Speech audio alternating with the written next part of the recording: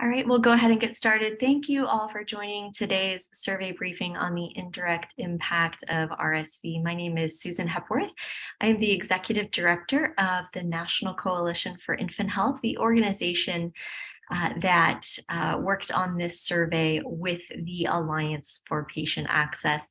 I'm also joined today by Arwen Struthers from the Alliance for Patient Access, and she's going to be walking us through really the bulk of the survey results. And then we're also joined by Dr. Suzanne Stabler, Professor of Nursing at the Emory University School of Nursing, and she's going to be giving us the expert analysis of these survey results.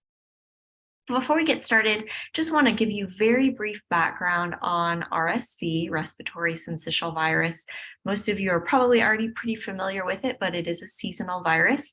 Normally circulates roughly October through April, depending on what part of the country you are in, although the last couple of years we have definitely seen it circulating not in its normal seasonal cycle, but it's a very common virus that affects about 97% of children by the time they're age 2, they've had RSV, and it affects the lungs and the airways. For a lot of infants, it can be very serious, especially for those who are at high risk, perhaps who were born preterm or with underlying medical conditions. But really what you'll see from this survey is that all infants, in fact, are at risk. And Arwen will go over some of those data points, but just three to highlight here. Really, the leading cause of hospitalization is RSV for babies who are less than 1 year old. And it is the leading cause of bronchiolitis and pneumonia in those babies under 1. And really, this is quite a shocking statistic, I think, but babies less than 1 year old are 16 times more likely to be hospitalized for RSV than for the flu, which I think just really demonstrates how serious this is. So that's just kind of a little bit about the medical burden, the healthcare burden of RSV. But what we really worked on with the Alliance for Patient Access in this survey was trying to determine what was the indirect impact on parents and on families. So the emotional toll, the financial toll, the social toll, really beyond just the medical perspective. So I will turn it over to Arwen to walk through the survey results. Awesome. Thank you so much, Susan. So like Susan mentioned, we did 2 surveys, one of parents who had children who had RSV and one of providers. And these both ran last summer at the same time, so it wasn't one survey informing the other. But we're going to kick things off with the parent survey. So to start, we had 340 total respondents, and all of those had at least one child who was sick with RSV at some point in time. And of those who were sick, nearly more than two-thirds said that their child actually had to be hospitalized because of RSV, which is a huge number. So we just really wanted to highlight that. But of all of the cases of RSV that we cited, because some families actually said they experienced more than one, the most common age of a child having RSV was between 7 and 12 months. And the most common length of sickness was between 4 and 6 days. So we also wanted to find out how long specifically those children who were hospitalized were in the hospital for. So we asked parents, and nearly half of them said that they were hospitalized for between 4 and 6 days. A little more than a third were hospitalized for between 1 and 3 days, and the rest were hospitalized for a week or longer. So kids who were in the hospital were there for a good chunk of time, which is really unfortunate. We also wanted to understand why parents were bringing their kid to a provider in any capacity, whether it be to a clinic just to get a checkup and figure out why their kid was sick, or what motivated parents to bring their kid to the hospital. So we asked parents about those key symptoms, and more than half said that it was because of how their child's breathing difficulty worsened. 49% said the number of symptoms that their child was experiencing across the board increased. 39% said it was because their child developed a high fever, and around a quarter said it was because their child stopped eating, drinking, or urinating. So those are the primary symptoms that are causing parents to bring their child to a provider.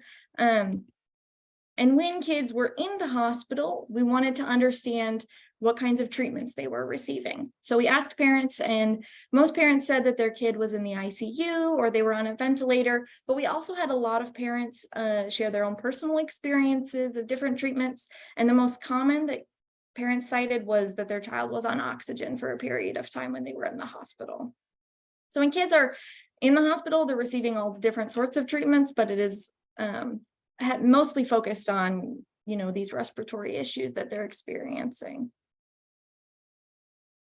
We also wanted to understand why kids, what different symptoms they were experiencing while they were sick, regardless of whether they were hospitalized or not. And so we asked parents to report what symptoms they were experiencing.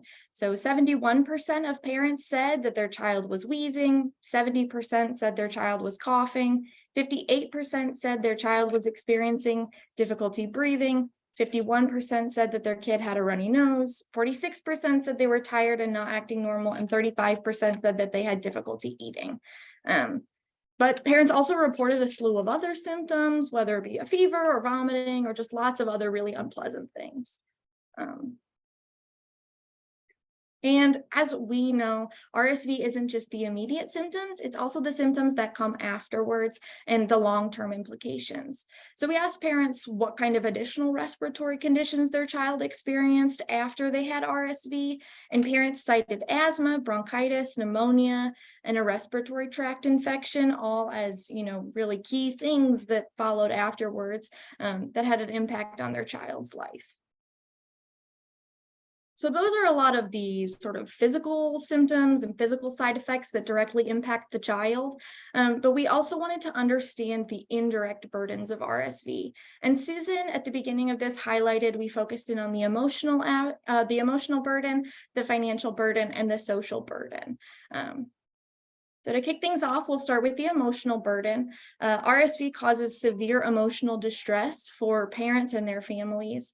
Of the surveyed parents we asked, they experienced lots of different emotions.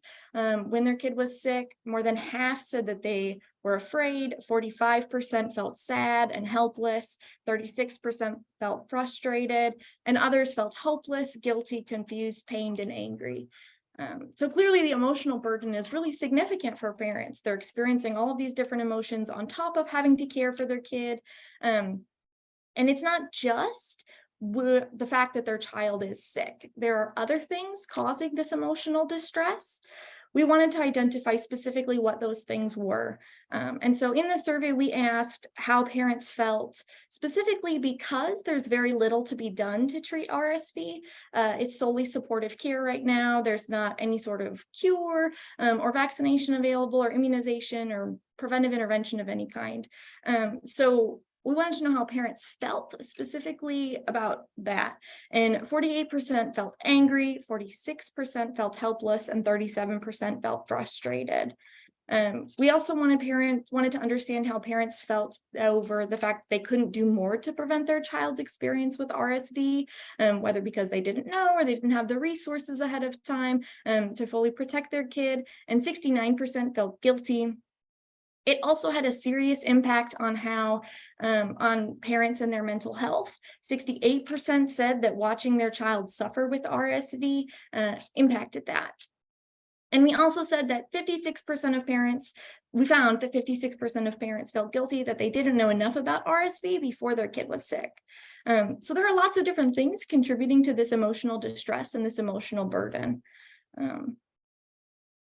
We also wanted to understand the financial costs of RSV and the experience. The first thing that comes to mind is medical bills, but it really is more than that because it is an experience that impacts all aspects of a family's life.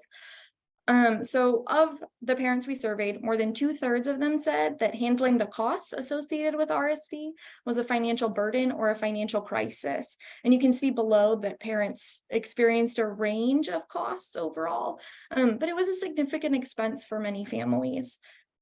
So those are those numbers. And those multiple financial challenges that parents experienced that contributed to the fact that it was a financial crisis or burden for their family, there's quite a few of them. For 39% of parents who we surveyed, they said medical bills played a role. 32% said the loss of potential income had an impact on their family's lives. 27% said that caregiver or childcare costs impacted them. For 24%, transportation was an issue, whether it be transportation to the hospital or transportation to the clinic, or wherever their child was being treated, or even transportation, taking their kids elsewhere for childcare so that they weren't around the sick baby in their family. And then 14% said that costs for meals or hotels was also an issue for their family. And of these, we expected a lot of them, but one of the financial challenges that we really wanted to focus in on was the loss of potential income and how RSV was impacting families' abilities to work. So we asked parents what they or their partner had to do in order to care for their child, whether it be, staying home from work, or spending time at the hospital with them, or, just managing the family when one kid was sick. And so 31% of parents said that they or their partner had to take PTO, 28% said that they had to take unpaid leave, and 22% said that they worked fewer hours, which is just generally less income for the family. But 17%, which is nearly 1 in 5, said that they eventually, they stopped working, whether it be because they left their job and they simply couldn't manage it, or for the 7% who were fired because of the costs of time and the ability to actually come to be able to be at work, which is really unfortunate. So that's that. And in addition to the financial burden, the social burden also weighed really heavily on the families who we surveyed, both, internally and on relying on external parties. 54% of our parents said that they had to rely on family members or friends to help with childcare, transportation, or other challenges. 42% said that they struggled to care for other children when one had RSV. And more than a third of the parents that we surveyed actually said that the burden of RSV placed a strain on their relationship with their partner, which impacts the family dynamic and can have huge consequences. We also wanted to know for the families who had more than one child, what it was like for the other children, because what happens to one kid impacts the rest, especially when you have an infectious condition that, can spread. And if one kid gets RSV and then next. So we understood based on the survey results that 42% of parents said that one of their children or their other children were distressed watching the sick child struggle with the physical symptoms of RSV. And 41% of parents also agreed that the other children were unable to participate in normal life for them, whether it be extracurricular activities or playing with their friends. And so it may seem small, but for a little kid, that feels huge. And so as a result of these, emotional burdens, financial costs, and social challenges and changes, families are experiencing a new normal after they have a case of RSV. And more than 2/3 of the families who we surveyed said that they made changes to their daily lives to better protect their children from the disease. 43% increased the cleaning around the house, 32% limited large group gatherings, 31% prioritized hygiene to a new level, 24% limited visitors, and 21% of parents, which is more than 1 in 5, changed childcare, which can have a huge impact on a family, socially, who their kids are interacting with or engaging with, as well as financially. So, these burdens are causing changes, which are leading to new burdens that the family has to adjust to. And this new normal is something that takes time. So in addition to understanding these new indirect, or not new, but these indirect burdens that families are experiencing, we wanted to know what's next, what needs to be done so that parents are better educated, and what policies can better help parents, moving forward. So we know that parents have some prior knowledge of RSV beforehand, but of the parents we surveyed, 43% said they had never heard of RSV before their child was sick. And of the parents we surveyed, 63% said that they wished a healthcare provider had taught them more about RSV before their kid was sick. Parents want this information, even if they don't know it beforehand. Afterwards, they want to understand so that they can better protect their child, and they wish they knew beforehand. However, we also asked the parents who knew about RSV how much they knew, because we wanted to get an idea of, what is the average amount of information a parent knows about RSV? And around half of those who knew about RSV only knew a little bit, whether it's just the fact that RSV is respiratory syncytial virus, or basic information. And it's also important to highlight that about half of those who knew about RSV beforehand had heard about it from a healthcare provider. So looking specifically at policies and potential preventive interventions in the future, we asked parents how they felt about that. And so 82% of parents agreed that if an RSV preventive intervention, such as an immunization, were available, the surveyed parent would want their child to receive it.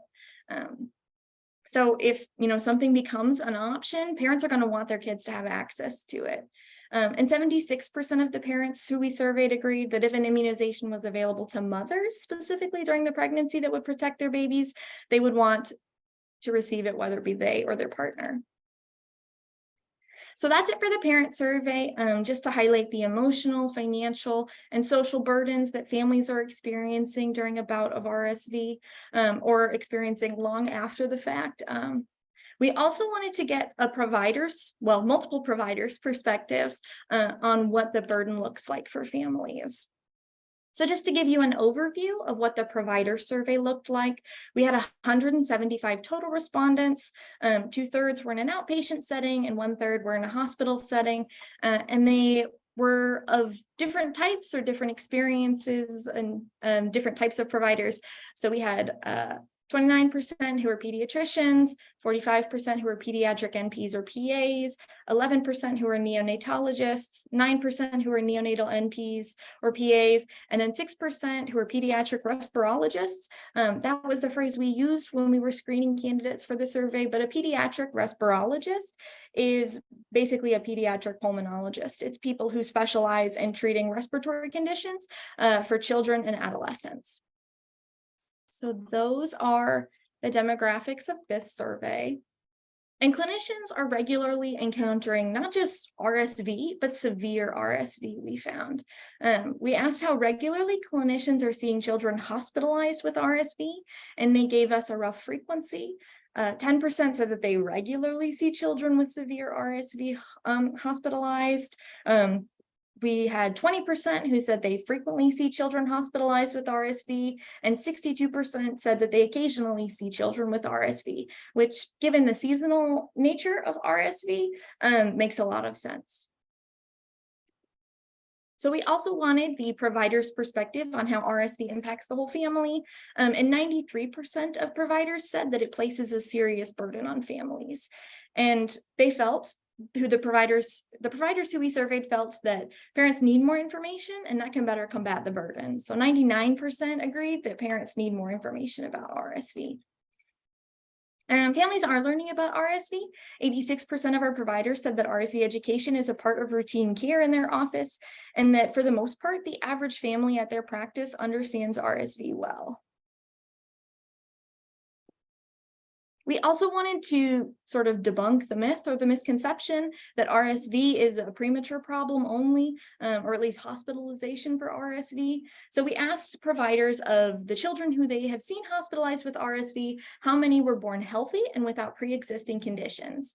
And you can see, based on the light blue and the dark blue in this graph, that more than 50% of providers saw about half of the children or more who were hospitalized were born healthy and without any pre-existing conditions. We also wanted to focus in on testing and hospitalization decisions, which can prove challenging for many providers, largely because there is no cure or easy solution for RSV. It's just supportive care. And 48% of the providers who we surveyed said that they find making that decision for sending a kid to the ER for supportive care is difficult. And nearly 1/3 of the providers who we surveyed said that they had experienced reluctance to test for RSV in the past, simply because of that that lack of cure, or the only having supportive care as an option. So the policy suggestions from the provider's side, 97% of the providers agreed that policies should ensure all babies and children can access immunizations or preventive interventions for RSV regardless of financial status. If an RSV immunization became available, it should be added to the VFC's list of pediatric vaccines, was something that 92% of our providers agreed with. And 92% also agreed with the idea that policies should ensure that all babies and children with or without underlying health conditions can access immunizations or preventive interventions for their children. So clearly, providers think that kids need access to these treatments if they become available, because they'll be a game changer. I know Susan mentioned that 97% of kids have RSV before they turn 2. And so that burden can impact any family. It has a potential to impact, 97% of families who have a kid. So that's it on the provider survey side of things. I know Susan said we'll take questions later, so I would like to hand things over to Dr. Suzanne Stabler for the expert analysis of our survey. Thank you. So I wanted to talk just briefly about some of the analysis. So can you hit the next slide, Erwin? Okay, yep, that's me. Don't need that one either. There you go. So the survey responses were collected from a pre-recruited selection of parents who opted into the YouGov platform, along with a panel of US physicians and providers. And so these participants had given prior consent to be contacted, and the respondents were invited to participate in the study via email. So the providers ended up being pre-profiled in the platform based on their specialty, and then whether or not they saw and treated babies and children with RSV. The parents ended up being screened in a very similar way to determine if they had had at least one child who had experienced RSV illness. And then the qualified respondents were compensated with an honorarium after completing the study questions. So that's just a little bit about the methodology.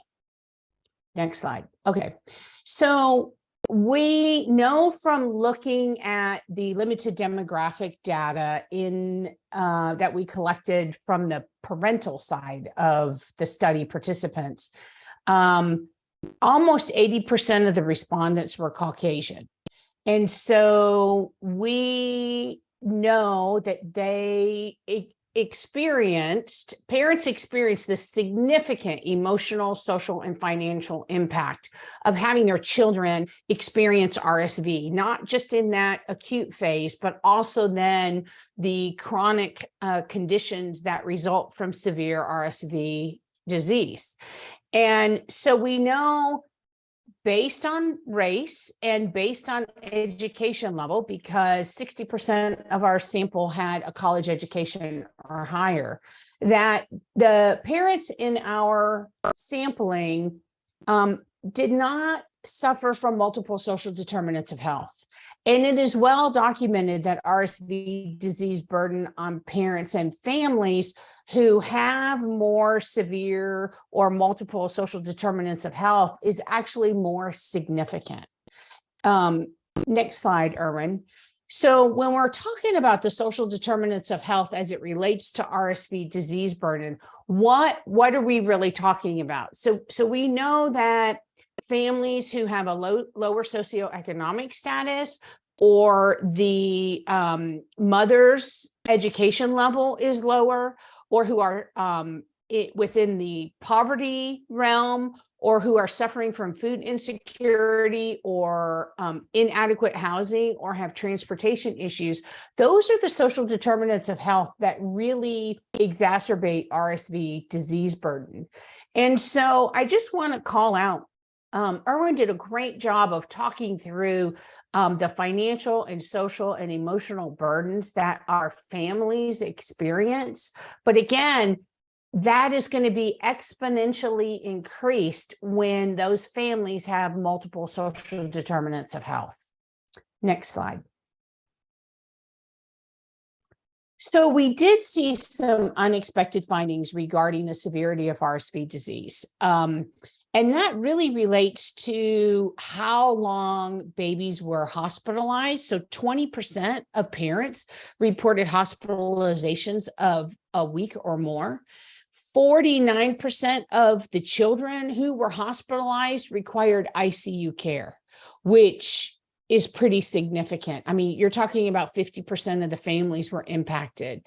And then 40% of those children in the ICU then required mechanical ventilation for some length of time, not just oxygen therapy, but mechanical ventilation. And we know ICU care at severity of illness that requires ICU care and mechanical ventilation then increases those long-term morbidities associated with RSV disease. Next slide. So moving forward, we know that parents and the public need access to more evidence-based information regarding RSV. And we really need to focus in the healthcare and public health communities about distributing information related to RSV prevention and early diagnosis. We want the public to know as much about RSV as they know about the flu. And we have a huge knowledge gap to overcome in order to get there. Obstetrical and women's health providers can play a key role in the education and information processes as these new preventative immunizations are trialed and receive FDA approval. And I just also want to point out, RSV disease is not something that just impacts kids. RSV significantly impacts our geriatric populations and contributes to huge morbidity and mortality rates in older adults, 65 and older. And so on both ends of the age continuum in those vulnerable populations, healthcare and public health communities have a lot of work to do in order to have better outcomes for those patients. Next slide. Yep, I thought that was it. So I'm going to turn it over now to Susan, who's going to facilitate our question and answer. Yes, so thank you, Dr. Stabler, and thank you, Arwen, for doing a great job talking about those results. Dr. Stabler, I do thank you for pointing out the social determinants of health. And I don't know if this would be a correct characterization, but it's almost like these results even paint maybe a rosy picture of the burden of RSV, in fact, when we take into account those multiple social determinants of health, which is scary, actually, if you think that this might even be rosy results that we're seeing here. Correct. And I want to we've gotten a couple of questions in here. One was, I think, kind of a little bit about the timing of the survey. So it was conducted late last summer, which was actually really before we were in the thick of this RSV season, which, as you know, and I'm sure Dr. Stabler, you could speak to really the severity that we have seen this year, as in years past. And so it would be interesting, to see this survey conducted perhaps in the middle of an RSV season, or another survey conducted just after we have seen such a season like we have seen. I don't know, Dr. Stabler, if you have any thoughts about what you think that data might look like. I think it would be very interesting to compare, because over the last couple of years, as we've been dealing with COVID, the things we thought we knew about RSV seasonality and impact and peak virology months and stuff like that has completely changed. So for this season, we actually saw more and more young infants and children hospitalized earlier with severe disease. Like, we're talking back in summer months of August and September, well before we traditionally think about RSV disease or I'm sorry, RSV season even beginning. And so the severity of this cycle in the South, I can only speak for the South, has been significant. At one point, I work and am at Emory, which is in Atlanta. At one point, the closest pediatric ICU bed was in Cincinnati, Ohio, from Atlanta. Should we need critical care ICU beds for kids? So I'm talking pediatric, not so much neonatal. And so it's been a significant season for sure. Yeah, absolutely. So we've got another question here. Do you know if there are current efforts to adding an RSV vaccine to the pediatric vaccination list? As you mentioned, parents are highly in favor of that, and I can actually speak to that. There are a couple of companies who, actually several companies who are working on a variety of different immunizations. We have a couple of companies that are working on maternal vaccinations. Then we have a couple of companies who are working on sort of what you would call new novel immunizations. So they are not technically a vaccine, but they are an immunization, and they're a long-acting monoclonal antibody. One of them does actually look very close to approval, and the data looks really good on that in its ability to prevent and reduce disease burden. So there are some organizations out there, one of which being the National Coalition for Infant Health, of which I serve as executive director, who has been doing a lot of advocacy work at the CDC, the Advisory Committee on Immunization Practices, at the American Medical Association, where they attach codes to these new novel immunizations to ensure that it really can follow that vaccine pathway, be recommended to be added to the Vaccines for Children program.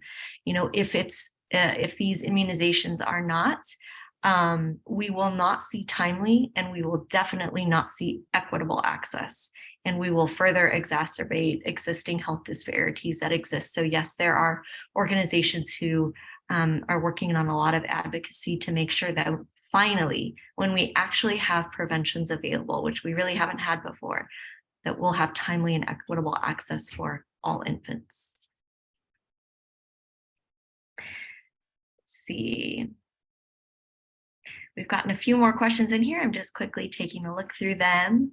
We've gotten a question about, will we be submitting these results for publication? And that is definitely something we are considering. And I know that there has been a lot of, I should say, there has not been a lot of information and data around the indirect impact of RSV, especially as it relates to parents. And so this would be, I know, information that would be well received and consumed by a number of people. I will say that these survey results will be presented as an abstract at a global RSV conference that's occurring in Portugal next month. And so I will actually be there to answer questions and talk about the results of this survey as well.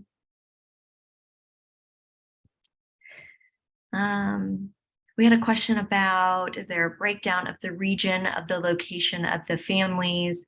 I'm wondering if state Family Medical Leave Act laws affected families' access to resources. And my guess is that would definitely be a state by state impact. Yeah, absolutely. Suzanne, I'm sorry, Dr. Stabler, maybe one question for you, and then we'll wrap it up here. Do you have any advice on how to help families with the guilt that is felt when an infant or a child is ill with RSV? We talked about that mental component and that guilt that they feel. What do you talk to your patients about, or what is it that you talk to your nursing students about who are going to be working with families in the future? One of the things that so you're exactly right, Susan, there is significant guilt in parents because they may not have known as much as they should have, and they maybe expose their baby unnecessarily, and then the baby gets sick and they absolutely internalize that. And so one of the things I talk about is, I start with some of that evidence-based data. All kids at some point are going to get RSV. It's just a matter of when and how severe it's going to be. And so really helping parents understand some perspective and at certain points, they didn't know what they didn't know. And so we work really hard to educate them so that way we can minimize any re-exposure and any long-term consequences going forward, because there are some strategies that we can do even while they're in the hospital and symptomatic that could potentially lessen any long-term sequelae. And so really helping parents not focus there, but focus on how do we get beyond this and how do we make sure it doesn't happen again.